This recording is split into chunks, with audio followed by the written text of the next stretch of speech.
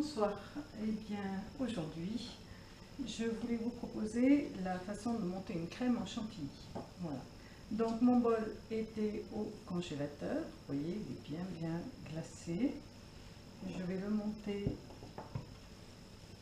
devant vous. Alors je n'avais pas mis les couteaux dans le congélateur parce que comme je viens de le laver, les couteaux risquent d'avoir de l'eau dans l'axe et l'eau pourrait geler, ce qui bloquerait les couteaux et pourrait être un petit peu gênant pour débuter la recette.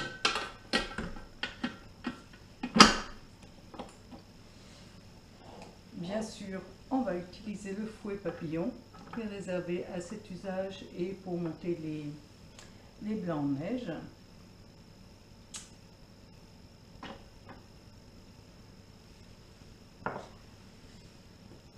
Je vais mettre à peu près 300 g de crème, donc de la crème entière bien sûr, de la crème fleurette bien liquide.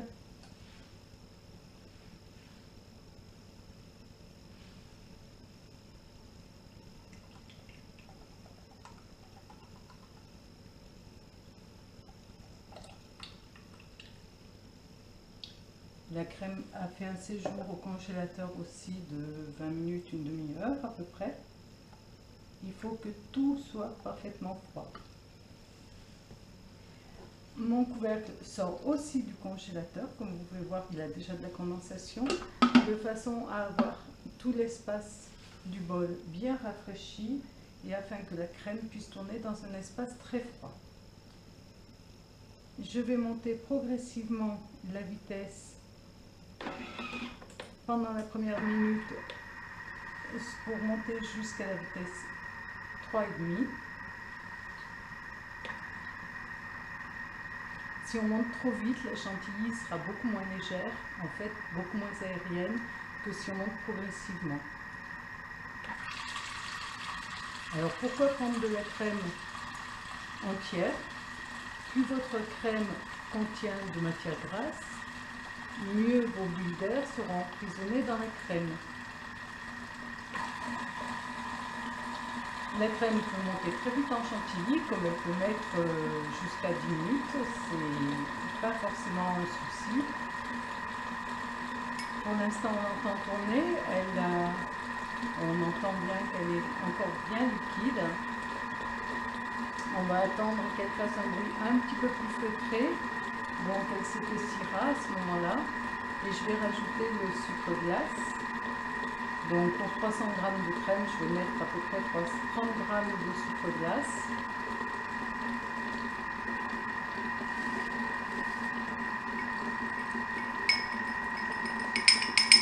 Voilà, et à aucun moment je vais quitter ma chantilly, je vais la surveiller jusqu'au bout. Je compte l'aromatiser avec de la fève de tonka, donc c'est une fève de tonka ou vanille. Donc la fève de tonka, je vais la prendre et là, alors on ne doit pas bien le voir, donc je rapproche l'appareil, voilà, plus dessous. Donc la fève de tonka, il faut la râper. Voilà à quoi elle ressemble à l'intérieur. C'est une noix qui vient du Brésil. Et alors comme j'en utilise quand même beaucoup, et bien je ne la râpe pas au fur et à mesure. Je la mouline. En fait, je la réduis en poudre fine. Je prends mes 50 g de fèves de tonka, je les mets dans le Thermomix et je la mets en poudre fine, simplement en programmant 10 secondes à vitesse 10, comme quand on fait du sucre glace. Je ne sais pas si vous entendez, mais la crème commence à prendre, donc c'est là qu'il faut vraiment bien la surveiller.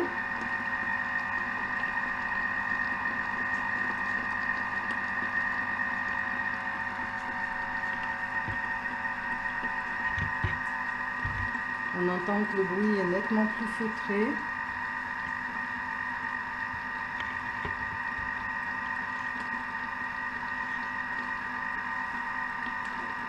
Alors, pour contrôler, je vais arrêter un petit instant.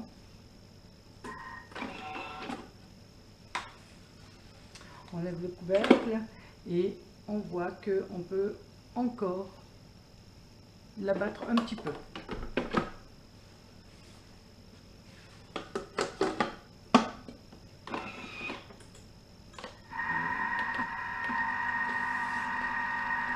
Et surtout, dans tous les cas, on ne lui tourne pas le dos.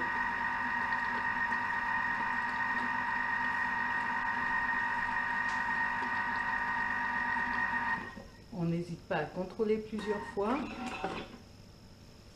C'est absolument nécessaire.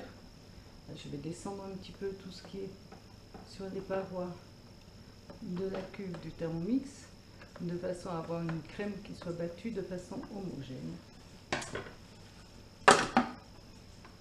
Et on va remettre un petit peu.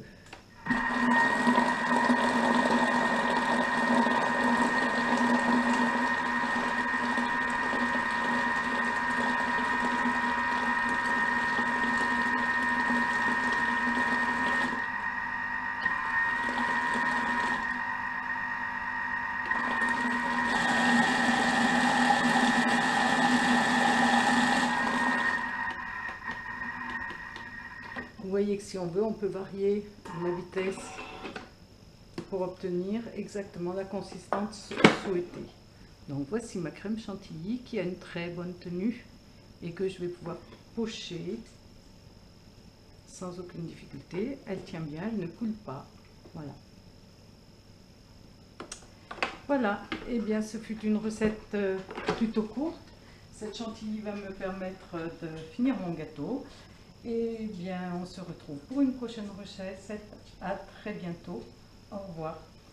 J'ai oublié de vous préciser que mes épices, bien sûr, viennent de chez David Vanille, puisque c'est notre partenaire du groupe et qu'il nous fait toujours des petites promotions sympathiques tous les mois. Donc, n'hésitez pas à en profiter. Moi, je suis très fan de cette fève de tonka.